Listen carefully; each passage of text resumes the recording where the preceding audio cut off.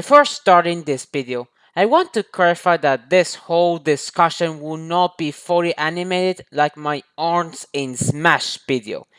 Sorry, I want to try Adobe Premiere for the first time and have fun with it.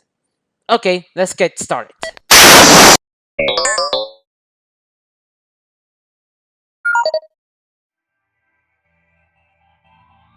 You know, when I started my YouTube channel, I had plans for both animated shorts and discussions, whether on animals either extinct or not, some internet stuff, circumstances on a specific thing, and of course talking about this Smash speculation. After uploading my Arms and Smash video, I was also interested in talking about the possibilities of the candidates and the habits surrounding the community. Well, I think it's worth talking about a character that is being heavily requested despite its limited appearance. I'm talking about the Star Road warrior, Geno. Okay, here's some context before. If you were on the Brawl speculation days, then you probably know about this character.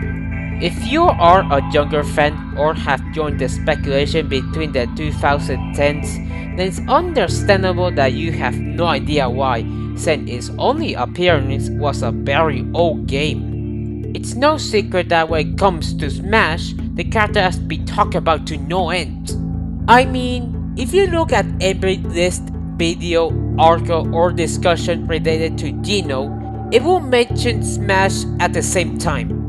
But the question is, where it came from and why he didn't become a fighter. Okay, without wasting any time, let's start with the discussion.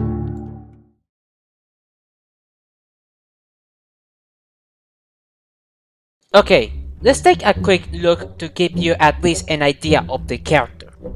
Geno is a warrior from Star Road that was sent by a higher authority in order to bring back peace to Mario's world from the evil smithy that shattered the Star Road in 7 pieces, preventing the wishes to be granted. During the events in the game, he joins with Mario's team and helps them out on their journey to defeat Smithy. Oh, did I forget that Geno is a single star and that body is from a toy of a young toad named Jazz? Now that we got a quick idea of the character, let's talk about the history of the game that he came from.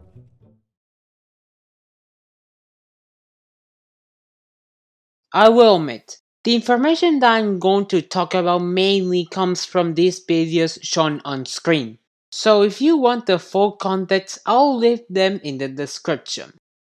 Before the production of the game, developer Squaresoft noticed that their games didn't sell well in the West unlike in Japan. They decided to approach Nintendo to negotiate about the idea of an RPG based on their most popular mascot. Thanks to the fact that Shigeru Miyamoto was open to the idea, both Square and Nintendo agreed to collaborate on making the game. Upon release, Super Mario RPG succeeded Square's goal of gaining a Western audience. For many users, the direction given to Mario in this game was a big deal since Mario back then didn't really have much personality or interactions like others in his universe.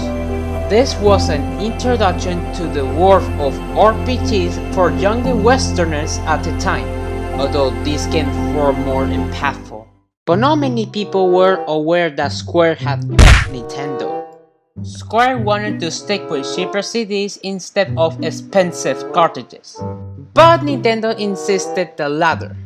Despite the fact that there have been 2 Mario RPG successors, many Super Mario RPG fans wanted a true sequel, or at least more content from it since the Geno cameo in Mario & Luigi Superstar. Which now brings us to the Brawl speculation days.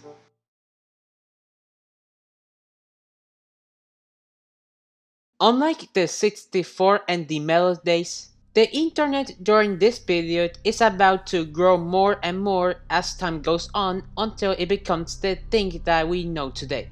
So there's a lot of speculation on the Brawl days, although not as much compared with the later games.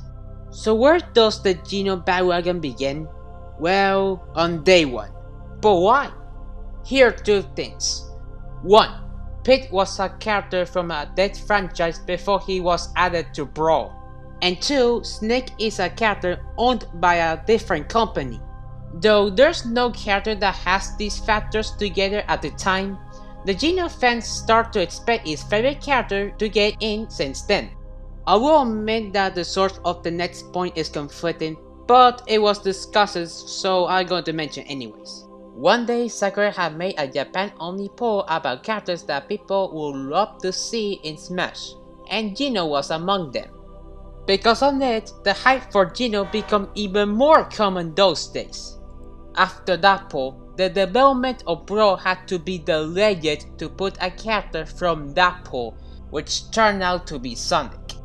But Geno is nowhere to be seen, so the hope is lost. Of course Smash 4 was announced and people still want Geno, but the hype train for Geno was dying a bit compared to the previous era. But then, the Smash Bros. Fighting Battle came, and they saw it as an opportunity to get Geno in Smash. What did they get later? A Mii Costume along with Cloud. It's interesting to note that the Mii Costume received a splash art, feeling like he was added as a fighter. And then in the interview, Sakurai said that he would like to see Geno in Smash. In other words, he acknowledged the fanbase support of Geno being in Super Smash Bros. But that begs the question, if Sakurai wanted Geno to be in Smash ever since the development of Brawl, why didn't he choose him in the first place? You might think that it's all because he appeared in one game that was released 24 years ago. But to tell the truth, Geno not appearing in Smash just yet doesn't have to do mainly with his limited appearance. It has to do with the company that owns the rights of the character, Square Enix. One of the conditions for a third-party candidate is that both Nintendo and the company that owns their character must agree with the idea to make it happen. If we look at the behind the scenes of all third-party characters that we have so far, you will find anecdotes where the company of a certain character have been involved in the approval to put their character in Smash. If that's the case, then that is no good luck for Geno. Despite the impact of Super Mario RPG, Square Enix have barely used any content from it, whether on merchandise or cameos, outside the Mii Costume and both the Virtual Boy and the SNES Classic Edition versions. You might say that it's because his role is dependent on the Mario universe, and since Mario is far from their rights, Square couldn't do something with Geno without Mario. But they have done some other collaboration between Mario and their IPs, and neither Geno, Mario, and others appear in those games. It doesn't help that Geno's small cameo from Superstar was removed in the remake.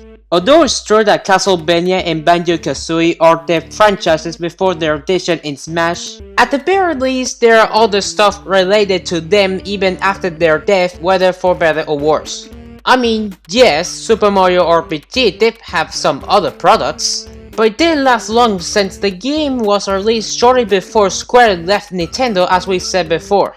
Okay, you might find it contradicted what I said before, right? Okay, let's just say if all the original characters of Super Mario RPG are owned by Nintendo instead. Of course they won't have problems on using them, because they have the rights of a franchise where these depend on. Plus, you don't need to negotiate with Square Enix to do something with them. But sadly, that's not what happened. It doesn't get any better with the inclusion of Cloud and Hero in Smash. With Cloud, Sakurai approached Square Enix and Tetsuya Nomura to negotiate on the idea of getting him in Smash to please a certain demand. And no, it isn't referring to the Smash ballot. And with Hero, keep in mind that Nintendo is the one who chooses the DLC, while Sakurai says the final word, meaning that the Smash 5 ballot won't influence the DLC for Ultimate.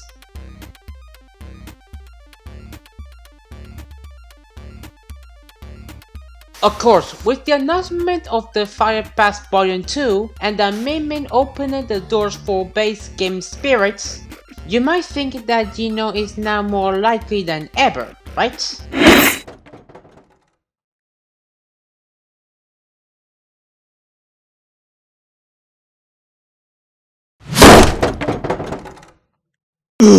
The moment when Sephiroth was announced for Smash, I was convinced that the Geno Mii Costume will return this time, which it happened.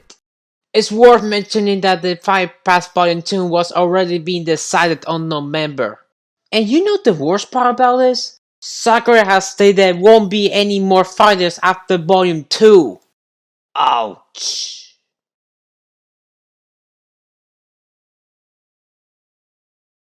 Despite being heavily requested to be playable in Smash, Geno as a candidate did have a good chance. Square Enix showed no interest in him despite its source game's impact. Neither Sakura's Wish nor the Mii Costume in Smash 4 did any favors for its position. Quell was chosen over him, Hero was chosen over him, and now Sephiroth was chosen over him, which sucks for many people who enjoyed Super Mario RPG. Not only that they're going to lose for more related content of that game, but thinking about the current state of Mario RPGs, yeah. Alpha Dream went bankrupt due to the Bowser Inside Story remake's financial failure, and Paper Mario has stopped being an RPG after the 1000-year door. Wow, what a shame. As someone who isn't attached with the character and finds it overrated, it was a very interesting origin on where the following came from. He was a fan favorite that came from a game that was the first step of introducing many Westerners to the world of RPGs before Final Fantasy VII and Pokemon Red and Blue did. And he does have a moveset that will make unique on its own. But unfortunately, he didn't become playable because Square Enix isn't willing to give him a chance to shine. Before ending this video, I want to reflect on both sides of the coin.